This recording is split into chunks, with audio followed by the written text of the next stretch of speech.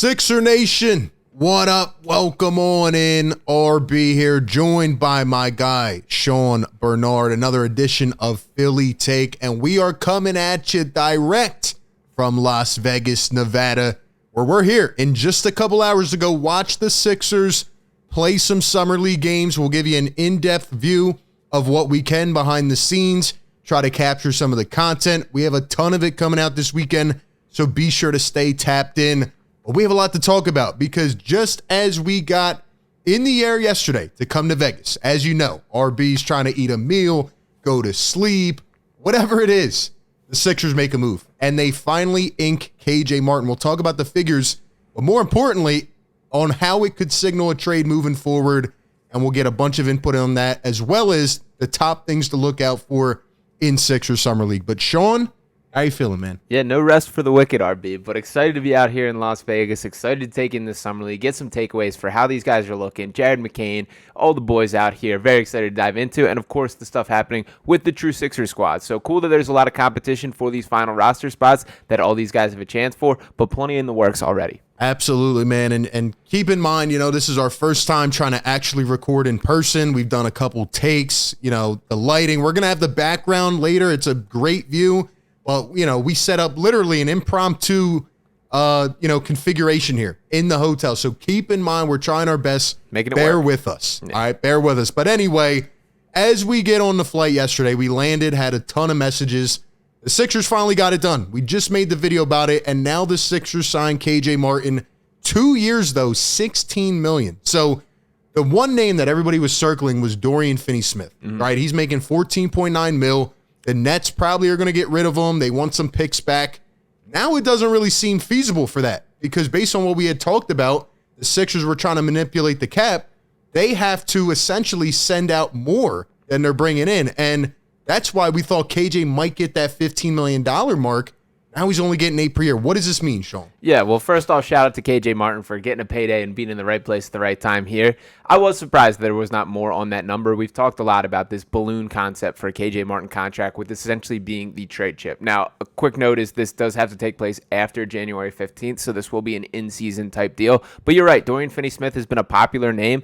With the current situation and with the $8 million he's doing, it seems pretty much certain that the Sixers will be operating as a first apron tax team, which means they cannot take in more of a contract than they are sending out. So in this current situation, it pretty much essentially means the Sixers would have to move out either a Caleb Martin, Kelly Oubre, Andre Drummond, or Jared McCain. And to be perfectly honest, I just don't think that's worth it for a guy like Dorian Finney-Smith. I think he's a nice player, but I don't think the Sixers team is one Dorian Finney-Smith away from a championship. And I think they got to be really just calculated in how they use their assets from here. So I do think they will be looking in other directions, but absolutely they are indicating a trade is coming. Yeah, there's a lot of ways they could go, but I think right there you summarized it perfectly. Like, this is a trade chip. Yeah. Now, again, shout out to KJ Martin. Maybe we'll get surprised, and he emerges as the starting power forward for this team. He's got some potential, still a young guy on the rise, but, he's not there. So to pay him $8 million, similar to what we saw with the Suns doing with Josh Okogie, teams are now trying to strategize different, and they are setting us up for an in-season trade. Hopefully this doesn't, destroy his morale and maybe he stops trying, or maybe he gets too good and we don't want to trade him. There are risks like we talked about, but the Sixers will probably end up trading KJ Martin. Who? Well, I don't know. We'll have to wait and see, right? Who could become available first couple months of the season? Shout out to our guy Harrison Grimm, by the way. He put out a couple names and we got the tweet here. We're not going to pull it up. We don't have the professional setup right now, but a couple vets making $8 million or less that we should keep our eyes on. Garrison Matthews, Ayo Dosunmu, Dean Wade, Kevon Looney, Jonathan Kuminga, Jock Landale, Jashawn Tate, Nickeil Alexander-Walker, Kenrich Williams, Trey Lyles, and Corey Kispert. Do any of those names interest you? Yeah, and shout out to Harrison. A lot of great names there. I'll start with my probably favorite player of the bunch would be Nickeil Alexander-Walker, that we saw him play some high-level minutes for this Timberwolves team. And they're a team that looks like they're going to be interested in cutting some costs, so a name to keep an eye on there. But I think the Sixers team is pretty set on guards. That when you look at this roster, the biggest need is quite clearly a power forward who can rebound, potentially play next to Joel Embiid. The two names that jump out to me on that list, number one, Kevon Looney is a guy that we've seen play proven high-level playoff minutes, a guy who has held down a championship-caliber team team with that Warriors team and been an impact player. He's kind of had a dip in production and certainly fell out of faith with some of the fans out there in Golden State, but I kind of view him as a potential buy low candidate that you could get better minutes. When you look at Looney's career arc, he's a guy who at his UCLA days in college was much more of a wing and then has grown into this true traditional big man role. I think there are opportunities in which he could share the floor with Joel Embiid, which is intriguing to me. And the other name that I think absolutely could share the floor with Joel Embiid would be Kenrich Williams. That's a guy who has a nice three-point shot, an excellent rebounder, a really physical player, and that Thunder team is getting awfully crowded with talent. So they're likely going to have to move on for some pieces. So that's a name that jumps out as well. Yeah, I mean, some of these players could become available. Maybe they are available, or maybe it gets to a point where the Sixers just say, we don't have any good options yet, and we're going to wait, December, January, evaluate the market, see what happens. But I think Daryl Morey is on the right track here, and I think this is a smart move. You have KJ Martin locked in, and you set him up to be a potential trade chip. So it'll be interesting to see what happens next, but keep your eyes out. We know the Sixers still need a forward, man. They still need a rebounder. We've been saying it. They have enough guards. They have wings now. They need a big man to help rebound alongside Joel Embiid. So we'll get into that. But in the meantime, there are still some players that could be open for roster spots. Like the Sixers do not have a filled roster yet, and that's why Summer League is so important. So we're going to get into our top players, top things to look out for in Sixers Summer League. But before we do that, a word from our sponsor. Shout out to the sponsor of today's video, Southern New Hampshire University. Funny enough, years ago, I enrolled in college trying to figure out how to obtain a degree in sports. But as a first-generation college student, I had little to no experience, really no guidance at all. And an SNHU would have been a perfect opportunity for someone like me. And maybe it can benefit you, as their online sports management program lets you turn a passion for sports into a degree.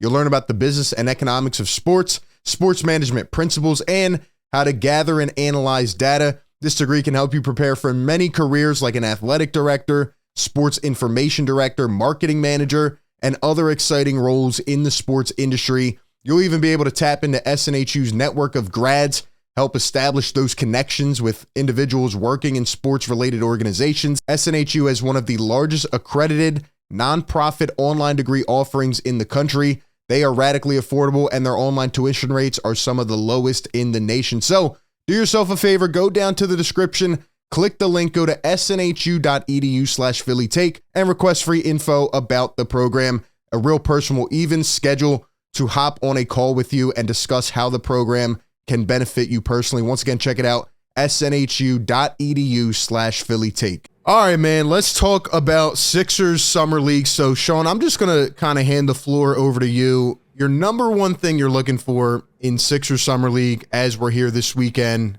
up close, watching all the action. Yeah, there's a ton to like about this Summer League team and a ton to look for. That there's a lot more experience than your average Summer League team when you think about guys like RJ Hampton, Tony Bradley, Romeo Langford, guys who've been around the NBA. But when thinking about what I'm looking for, the number one thing for me, it comes down to Jared McCain. And more specifically, I want to see if this guy is capable of being a true point guard. That when you look at his film at Duke, he was much more in an off-ball setting. That's been something that has jumped out to me through these first 3 Summer League games out in Salt Lake City. I am a little disappointed that Jeff Dowtin is remaining a part of the squad, as it was originally reported he would just be there for Salt Lake City. So I wanted to see McCain get the true keys to the offense, be able to run a team. I think he can grow into that true point guard mold. I'm not saying from year one. It may take some time, and that's why additions like Kyle Lowry could come in key. But in this setting where it is a low risk, we're truly evaluating, I want to see what Jared McCain can be as a true point guard. Yeah, and I like the fact that they bring Lowry back just as more of like that mentor-like role. Obviously, we don't want Nurse to overplay him. I said a couple days ago he could end up starting, but obviously you don't want him to play starting minutes. Like, It has to be here and there. Jared McCain is in an interesting situation because, it's not like a guy who's coming in nurturing, give him a couple years. Yeah, he's got long-term superstar potential, but the timeline is now. The Sixers are trying to win now. So they're going to need the Jared McCains of the world. If he can show up in this Summer League and prove that he's ready to go, maybe he does get 10, 15 minutes off the bench come game 1 at the end of October. Yeah, absolutely. And I do think he's going to be a guy that is in the mix for minutes throughout this Sixers season. He had an up and down Salt Lake City Summer League that I thought there were some real moments where he looked really good. The shooting numbers weren't particularly excellent, but that's not something that I'm worried about in that small of a sample size. We've seen what he did at Duke and the high-level caliber of shooter that he's been throughout his basketball career, so that's not something that's super concerning to me. Hopefully he shoots the ball a little better out here, but it is that just kind of management, that on-ball ability to be a point guard. I've been really impressed by the way that he can get a defender on his hip, kind of hold him off, which is very Kyle Lowry-esque as well. So I do want to see the opportunity where the Sixers just give him the keys and say, go run the offense, make this your team, and see what you can make happen, because I think he's going to be capable of that, and that could translate in the regular season. Absolutely, man. The world is yours, Jared McCain, and the one attribute that he continues to bring is shooting. Yeah. Like, the Sixers are going to need an excess of shooting around Maxey, around Paul George, Joel Embiid. So if he can knock down shots, he's going to find his way into the lineup. Now, the second guy I think we should keep an eye on, and, this is pretty obvious. He'll make the team. But how much is he going to play? Like, how big of a step can he take? It's Ricky Council. He's had an up and down summer league so far. I think it's fair to say he's not going to be the primary option, so we can't really look at it that way. He's been trying to, take that leadership role here in summer league. But Ricky Council, man, he's gotten stronger, more physical. We saw some of those flashes last season at the end. Probably should have played in the playoffs. If Ricky Council can be a guy, this team is in good shape. Absolutely. And I do think that he's going to have the opportunity to get that role on the Sixers team. I'm in agreement with you that I wish we saw Ricky Council in that Knicks series. I'm not saying that would have been the difference, but he is a guy who's a hustler. He's a grinder. And I would have loved to see him in the role of just let Josh Hart getting offensive rebounds. But never mind that. In the short term, what we're looking for Ricky Council in Summer League, my personal take is I'd like for him to reel it in a little bit. But I do understand that this is his opportunity to shine, to be that primary option, that leader, as you mentioned. But I could do without the step back heat checks that he's thrown up quite often. Now, granted, I love the confidence in the three-point shot. I do think he's looking more willing as a shooter, and that's going to be something that plays a huge factor in his overall ceiling as an NBA player. But I would like him to play a little bit more within himself and just prove that he's ready for positive basketball minutes. But he's looked like the best player on the Summer League roster so far. He's exciting, man. Get him to the dunk contest. He's a high flyer. He's a high flyer. He's been absolutely electric, and guy just is a baller, man. So you have these young pieces, you find these hidden gems. Sometimes you have to give them an opportunity. The last guy or the last storyline that you're looking for in Summer League is what? Yeah, a lot of different directions I could have gone with this one. That I'm intrigued by Romeo Langford. I would love an RJ Hampton redemption story, even a Tony Bradley comeback, even Keeve Aluma, who I want to shout out, who's been excellent and exceeding expectations, I think, on the path to grab that last two-way spot. But for me, the biggest thing that I'm looking out for number 3 here comes down to Adem Bona, the second-round pick out of UCLA. He's been a guy that has some really intriguing characteristics. He's a super athlete. He's a guy that wants to dunk everything, wants to block every shot. I do think they're going to have to reel it in a little bit from a foul perspective. That was an issue at college, and I respect how he wants to block every single shot, but you do have to make some business decisions here. But I want to see, can this guy push for legitimate backup center minutes? In the games in which Joel Embiid is not going to be there, is Bono going to be capable of being that backup to Andre Drummond? Or even are there certain matchups where he could be a better fit for this Sixers team, depending on? I think he's a guy who has all the framework of being a bare bones backup center. And what I mean by that is blocking shots, dunking lobs, all those type of things, setting good screens. I think he's going to be capable from that from day one. So I want to see how he looks in this Vegas setting. Can he shine a little bit more than we've seen from him?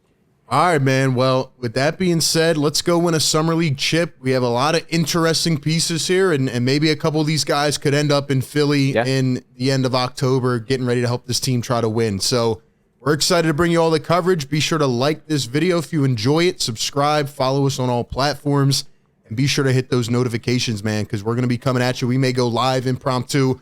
Obviously, we're dealing with a Wi-Fi situation. I don't know. You never know what to expect, but we bring you the content 24/7. You guys have a great rest of your weekend, and we'll catch you soon. Peace.